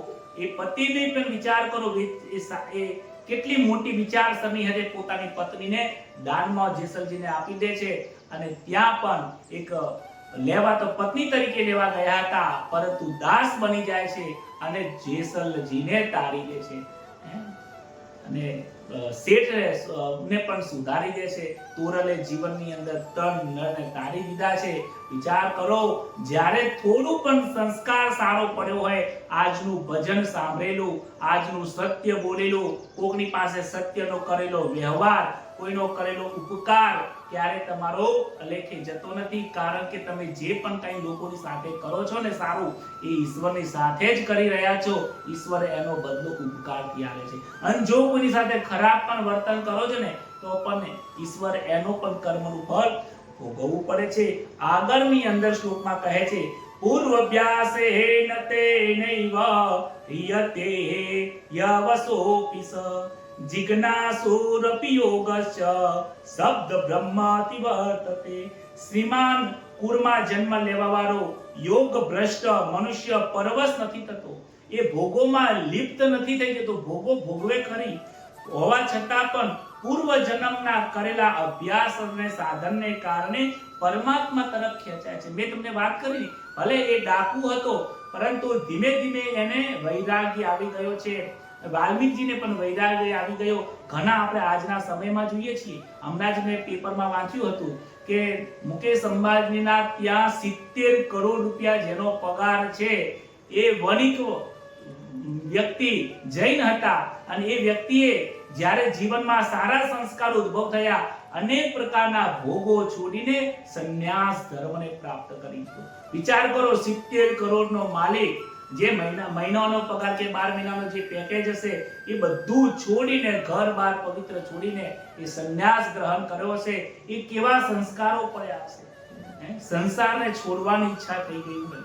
ઘણા એવા લોકો પણ છે, ઘરમાં ગૃહસ્થી રહેતા હોય, આખી જિંદગી ઘર ને સંસાર ભોગવે, બાળકો પણ સુખ શાંતિથી ભોગવે, પણ સમય આવે ત્યારે એના અંદર એવા સંસ્કાર જાગે છે કે ઈશ્વરની પ્રાપ્તિ તરફ જઈને આગળ વધવાનો પ્રયત્ન કરે છે. એ અલેખે જતો નથી, પરમાત્મા તરફ ખેંચાઈ જાય છે. કેમ કે સમતાનો જિજ્ઞાસુ વેદોમાં કહેલા સકામ કર્મનું અતિક્રમણ કરીને ખેંચી જાય છે. ભલે એને સકામ કર્મો કર્યા, એને ભોગ માટે જ નામના કમાવા માટે દાન કર્યું હતું, એને કોઈને પૈસા આપ્યા પણ એમાં કંઈક લેવાની ભાવના હતી, પણ એ લોકોની મદદ કરી, ભલે કંઈક ભાવના હોય પણ મદદ કરી છે ને લોકોની, એના કારણે એ સુખ ભોગવે છે અને સુખ ભોગવ્યા પછી ત્યાંથી એ આગળ વધતો હોય છે. યોગમાં લાગવા વાળાનો મહિમા ખૂબ મોટો છે. ઈશ્વરની પ્રાપ્તિ કરવા માટે જે આગળ વધવા માટે નીકળી ગયા છે, એ યોગનો ખૂબ મોટો મહિમા છે. જિજ્ઞાસુ બ્રહ્મ શબ્દનું અતિક્રમણ કરી રહ્યા છે. ઊંચામાં ઊંચો બ્રહ્મલોક વગેરે લોકોથી અરુચિ થઈ જાય છે અને બ્રહ્મલોકને પૂર્ણાવૃત્તિ થતી નથી. ઘણા જે વાસનાઓ વાળા છે, એ તો શ્રીમંતોના ઘરે જન્મ થઈને ઈશ્વરની પ્રાપ્તિ કરી લેતા હોય છે, પણ જે વાસના રહિત છે, જેને સ્વર્ગની પણ પ્રાપ્તિ કરવી નથી, જેને બ્રહ્મલોકમાં પણ જવું નથી, અને જેને ઈશ્વરના શરણે ઈશ્વરના જ દર્શન કરવા છે, આ જ એક લક્ષ્ય છે ને, તો ઈશ્વર કહે છે કે જેને બધું છોડી દીધું છે, સ્વર્ગનું સુખે છોડી દીધું છે, તો હું સ્વર્ગ શું કામ આપું એને પછી મારું સરનું જ નાખું. જેને વૈકુંઠ નથી જોતું, એને મારું સ્વ સ્વરૂપ જ જોવે છે, તો પછી વૈકુંઠે શું કામ આપું? એને મારું સ્વરૂપ જ ના આપી, એને હું મારા જેવો પરમાત્મા સ્વરૂપ જ બનાવી દઉં, નિજ સ્વરૂપમાં એને સ્થાપિત કરી દઉં છું, પછી એને ક્યાંય જવાનું રહેતું નથી. વિચાર કરો, ખાલી આટલી ઈચ્છા રાખવાથી, પરમાત્માની ઈચ્છા રાખવાથી દરેક કાર્ય જો કરવામાં આવે ને, પરમાત્માને લક્ષ્યમાં રાખીને જે કાર્ય કરવામાં આવે ને, ભગવદ ગીતા કહે છે એ વસ્તુ મને જ પ્રાપ્ત થાય છે. ભોજન કરો તો ઈશ્વરને ખવડાવું છું, કોકને જમાડો તો ઈશ્વરને જમાડું છું, કોઈને દાન આપો તો ઈશ્વરને દાન આપું છું, નોકરી કરું છું તો ઈશ્વરના માટે જ નોકરી કરું છું. નોકરીમાંથી જે પૈસા આવે છે તેમાં કે પરમાર્થ લોકોના માટે વાપરવા માટે જ પૈસા આવે છે. જે પણ કાંઈ હું કરું છું ઈશ્વરના માટે જ કરું છું, ઈશ્વરની પ્રાપ્તિ કરવા માટે જ કરું છું. આટલો જ ભાવ રાખવાનો છે, વિશેષ બીજો ન રાખતા ઈશ્વરની પ્રાપ્તિ થઈ જાય છે, અને એ ભાવ બહુ ઉત્તમ ભાવ છે. તપસ્વીભ્યોધિ યોગી તપસ્વીભ્યોધિકો યોગી જ્ઞાનીભ્યોપી મતોધિક કર્મીભ્યશ્ચાધિકો યોગી તસ્માદ યોગી ભવાર્જુન. કહે છે તપસ્વીઓમાં શ્રેષ્ઠ યોગી છે. હવે કોણ શ્રેષ્ઠ છે એ ભગવાન કહે છે કે સકામ ભાવવાળા. આની અંદર તમે સમજજો કે તપસ્વીઓમાં યોગી શ્રેષ્ઠ છે, જ્ઞાનીઓમાં યોગી શ્રેષ્ઠ છે, અને કર્મ્ય યોગીઓમાં પણ યોગી શ્રેષ્ઠ છે. મારો આવો મત છે, માટે હે અર્જુન તું યોગી થઈ જા. હવે તમને કદાચ કન્ફ્યુઝન થશે કે ભગવાન અર્જુને પહેલા પ્રશ્ન પૂછ્યો હતો કે મારા માટે શ્રેષ્ઠ કયું, જ્ઞાન યોગ, ભક્ત જ્ઞાન યોગ, સાંખ્ય યોગ કે કર્મ યોગ? તો કહે છે કે કર્મ યોગ શ્રેષ્ઠ છે. તો અહીંયા એવું કેમ કહ્યું કે તપસ્વીઓથી યોગી શ્રેષ્ઠ છે, જ્ઞાનીઓથી યોગી શ્રેષ્ઠ છે, અને કર્મ યોગ કર્મથી પણ યોગીઓ શ્રેષ્ઠ છે? આવો મારો મત છે, હે અર્જુન તું યોગી બની જા. આવું કેમ કહ્યું? પણ એમાં એક સમજવાની જરૂર છે. આમાં થોડા સકામ કર્મની વાત કરી છે.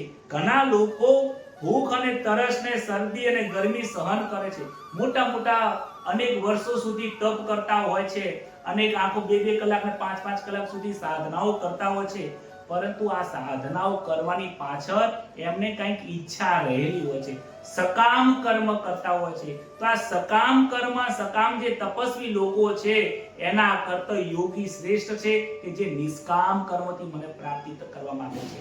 બીજું કહે છે જ્ઞાનીનોપી, અમુક લોકોની પાસે જ્ઞાન છે, ભરપૂર જ્ઞાન છે, પરંતુ એ જ્ઞાનથી ઘણા લોકો પોતે પૈસા કમાવાનું સાધન બનાવી દેતા હોય છે. મોટી મોટી ભાગવતની કથા કરે, પણ કેમ કરતા હોય તો કદાચ પોતાનું આજીવિકા ચલાવવા માટે. તો એ જ્ઞાનથી ઈશ્વરની પ્રાપ્તિ નથી થઈ જતી. કેમ? કર્મ તમારું કેવું છે એને આજીવિકા બનાવી દીધી. કહે છે કે આ લોકમાં રાજ્ય મળે, ધન સંપત્તિ, આરામ મળે, ઊંચા લોકની પ્રાપ્તિ થઈ જાય, એના માટે જ્ઞાનની પ્રાપ્તિ કરવા માટે લોકો અનેક પ્રયત્ન કરે છે. પરંતુ એ જ્ઞાનની પાછળ શું રહેલું છે? સકામ કર્મ રહેલું છે, કંઈક પ્રાપ્ત કરવાની ઈચ્છા રહેલી છે. માટે એ જે સકામ જ્ઞાન છે, કંઈક પ્રાપ્ત કરવાની ફળની આશાથી જે જ્ઞાન પ્રાપ્ત કરે છે અને પ્રાપ્ત લોકોને આપે છે, જ્ઞાન આપે છે, એના કરતા પણ યોગ્ય શ્રેષ્ઠ છે કે એ જ્ઞાની શ્રેષ્ઠ છે જે નિષ્કામ ભાવથી લોકોને જ્ઞાન પીરસે છે અને લોકો પોતે જ્ઞાન પ્રાપ્ત કરે છે. અને આગળ કહે છે કે કર્મ યોગી, કર્મથી પણ યોગી શ્રેષ્ઠ છે. કેમ? ઘણા લોકો કર્મ કરે, દાન, જપ, તપ, તીર્થ, લોકોની સેવા કરે, પણ સકામ કર્મ કરે છે. તો એ સારું છે, પરંતુ એના કરતા શ્રેષ્ઠ નિષ્કામ કર્મ કરવા વાળો, કોઈ ભાવના, આશા, તૃષ્ણા વગર લોકોની સેવા કરવા વાળો જે કર્મયોગી છે એ શ્રેષ્ઠ છે. માટે અહીંયા કહે છે આ ત્રણેયમાં સકામ ભાવ હોવાથી યોગીઓ શ્રેષ્ઠ નથી. જ્ઞાન યોગી, ભક્તિ યોગી અને કર્મ યોગી, ધ્યાન યોગી, જેને કંઈક સિદ્ધિઓ પ્રાપ્તિ કરવી છે, કંઈક અર્થોપાર્જન કરવું છે, આના કરતા નિષ્કામ કર્મ કરવા વાળા યોગ્યો જે છે એ યોગ્યો મને વધારે પ્રિય છે. હે અર્જુન, તું આવો યોગી બની જા. આગળ કહે છે યોગિનામ અપિ સર્વેષામ મદ્ગતેનાંતરાત્મના સત્તાવાન ભજતે યો મામ સમયુક્ત તમો મતા. ભગવાનના 47મા શ્લોકની અંદર, 6થા અધ્યાયની અંદર સંપૂર્ણ વાત સ્થિર કરીને કહી દે છે. એક જ વાક્યમાં કહે છે આ સઘળા યોગીઓની અંદર કયા કયા સઘળા યોગી, જ્ઞાન યોગી હોય કે ભક્તિ યોગ હોય કે કર્મ યોગી હોય કે ધ્યાન યોગી હોય, આ બધા જ યોગીઓમાંથી જે યોગી નિષ્કામ કર્મ કરે છે, ફળની આશા રાખ્યા વગર કરે છે અને શ્રદ્ધાથી કરે છે અને મારામાં તલ્લીનતા એટલે મારી જ પ્રાપ્તિ કરવા માટે કે છે કરે છે, નહીં કોઈ સિદ્ધિઓની પ્રાપ્તિ કરવા માટે, મારી પ્રાપ્તિ માટે જે યથાર્થ યજન કરે છે, પ્રયત્ન કરે છે અને મન વડે મારું ભજન કરી રહ્યો છે, મારા મતે એ સર્વશ્રેષ્ઠ યોગી છે. મારી પ્રાપ્તિ કરવા માટે જે કર્મ કરે, મારી પ્રાપ્તિ કરવા માટે જે જ્ઞાન પ્રાપ્ત કરે, મારી પ્રાપ્તિ કરવા માટે જે ધ્યાન કરે, મારી પ્રાપ્તિ કરવા માટે જે કાંઈ પણ કર્તવ્ય કર્મ કરે એ મનથી કરે, શ્રદ્ધાથી કરે, એ વ્યક્તિ મને ખરેખર શ્રેષ્ઠ છે, મને એ બહુ પ્રિય છે. ભગવાન 15મા અધ્યાયની આગળના અધ્યાયની અંદર ભગવાને કહ્યું છે કે તે ભક્ત પ્રસન્ન કરવા વાળો છે, તે ભક્ત મને બહુ પ્રિય છે, જે મારા પરાયણ રહે છે. આ સંસારમાં ભક્તોની કમી નથી, પરંતુ મારી પ્રાપ્તિ કરવા વાળા અને નિષ્કામ કર્મ કરવા વાળા ભક્તોની ખૂબ કમી છે. હે અર્જુન, તું આવો સર્વશ્રેષ્ઠ યોગી બની જા. માટે પદ ભ્રષ્ટ તો કોઈ થવાનું નથી, પણ જેના અંતઃકરણમાં સંસારનું મહત્વ છે, સંસારના પુરુષાર્થ ઉપર જેને વિશ્વાસ છે કે હું મારી જાતે મહેનત કરીને પૈસા કમાઈશ, પણ એ જાતે મહેનત કરીને જ્ઞાન પ્રાપ્ત કરે છે, એને પોતાના ઉપર વિશ્વાસ છે, એને આ સંસારના કર્મ ઉપર વિશ્વાસ છે. કેમ? કે એને સકામ કર્મ કરે છે. એના કરતા નિષ્કામ કર્મ કરે, મારા પરાયણ થઈ રહે, મારા બતાવેલા યોગ માર્ગ ઉપર જે ચાલે છે, પૂર્ણતઃ વૈરાગ્યથી મારી જે પ્રાપ્તિ કરવા માટે પ્રયત્ન કરે છે અને ઘણું બધું કર્મ કરવા છતાં પણ હું કોઈ કર્મ નથી કરતો, ઘણું બધું જ્ઞાન પ્રાપ્ત કરવા પછી જ્ઞાન પીરસે પણ હું કોઈને જ્ઞાન આપતો નથી અને જ્ઞાન પ્રાપ્ત હું નથી કરતો, મારા પોતાના કલ્યાણ માટે જનહિતાર્થે પ્રાપ્ત કરું છું. આવું લોકહિતાર્થે જે કાર્ય કરે છે એ યોગી ખરેખર સર્વશ્રેષ્ઠ છે. અને કહે છે આ રીતે જે જ્ઞાન કરે, કર્મ કરે, વ્રત જપ તપ જે પણ કાંઈ ઈશ્વરની પ્રાપ્તિ કરવા માટે કરે છે એ ખરે મને પ્રિય છે, અને આ જે કર્યા પછી એને પછી કંઈ કરવાનું જરૂર નથી. જે સંસાર વિશ્વના શરણમાં જેને પ્રાપ્તિ કરી છે, ઈશ્વરનું શરણું જેને સ્વીકાર્યું છે, ઈશ્વરનું લક્ષ્ય જેને રાખ્યું છે, એને બીજું કોઈ લક્ષ્ય રાખવાની જરૂર પડતી નથી.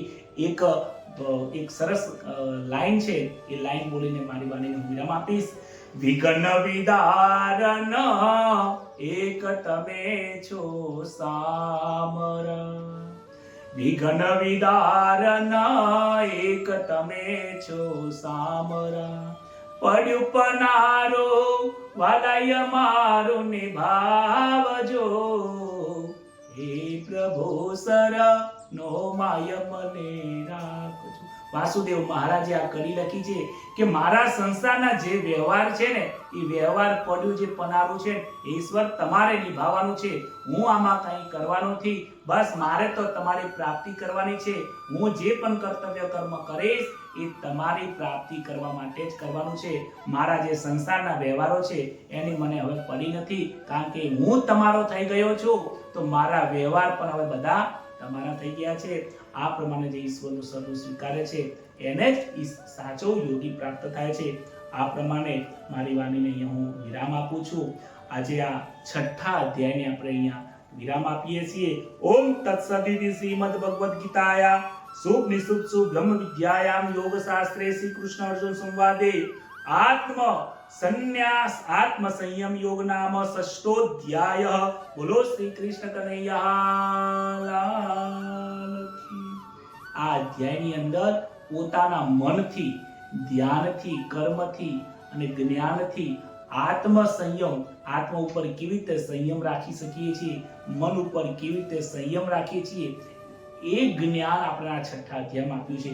માટે આ 6થા અધ્યાયનું નામ આત્મ સંયમ યોગ પડ્યું છે. કોઈ સંયમ આપણા ઉપર રાખવા નહીં આવવાની, આપણા ઉપર કોઈ બ્રેક મારવા માટે નહીં આવે. આપણે આપણી ઉપર જ જાતે જ સંયમ રાખવાનો છે. આજ વાત સાથે મારી વાણીને વિરામ આપું છું. આવો ઈશ્વરનું નામ લઈને, ધ્યાન કરીને અને જે કીર્તનનો જે આનંદ છે, દરરોજ જે કથાના અંતમાં આપણે આનંદ કરીએ છીએ, આવો હરે રામ હરે કૃષ્ણની સાથે આપણે કીર્તન કરીએ.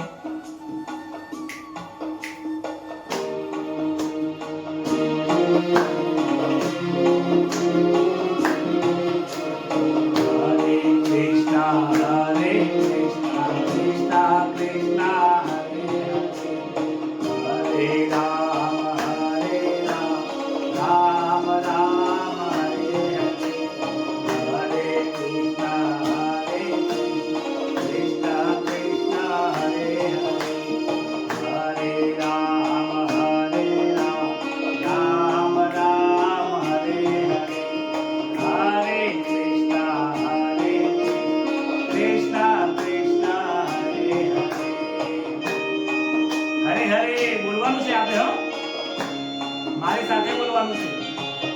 બોલો હરે કૃષ્ણ હરે કૃષ્ણ કૃષ્ણ કૃષ્ણ હરે હરે, હરે રામ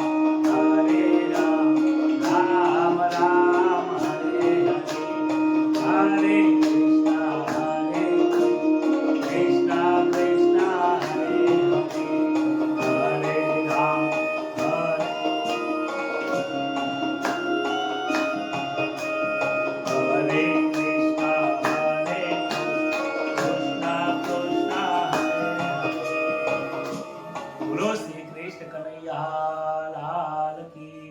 रामचंद्र भगवान की जय, द्वारिकाधीश की जय, नमः पार्वती पतये हर हर महादेव.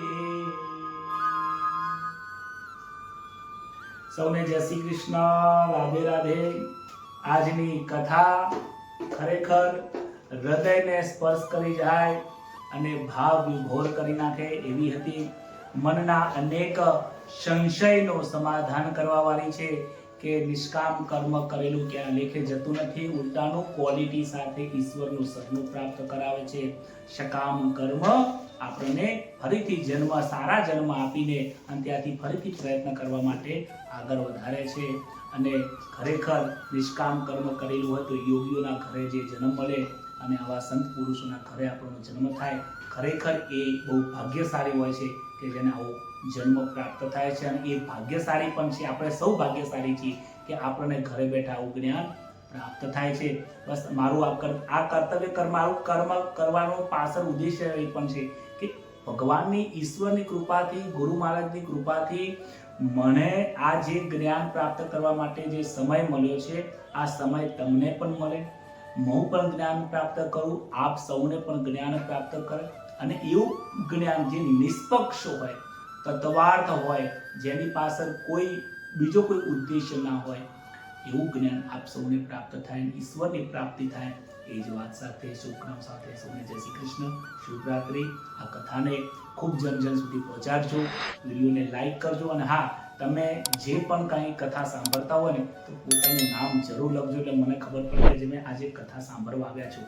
અને રાત્રે 9 વાગે જો તમને ટાઈમ ન મળે કથા સાંભળવાનો અને પાછળથી જો તમે કથા સાંભળતા હો ને તો દરેક વિડીયોના નીચે તમારો કોમેન્ટ લખી દેવાની, એટલે મને ખબર પડે કે જે આ 200 લોકોએ જોઈ છે કથા, એ સંપૂર્ણ તમે આ સાંભળી છે. પોતાનું નામ લખી દેવું, કાં તો પછી જય શ્રી કૃષ્ણ, રાધે રાધે આટલું લખો, એટલે મને પણ આનંદ થાય કે જે લોકો ખાલી વિડીયો જોવા વાળા નથી, ફક્ત જોઈને 10 મિનિટમાં જવા વાળા નથી, ખરેખર લોકો કલાક સુધી આ ભગવત કથાને પોતાના હૃદયમાં ઉતારે છે. જરૂરથી રાધે રાધે, જય શ્રી કૃષ્ણ તમારા એકાઉન્ટની અંદર લખી દો. શુભરાત્રી.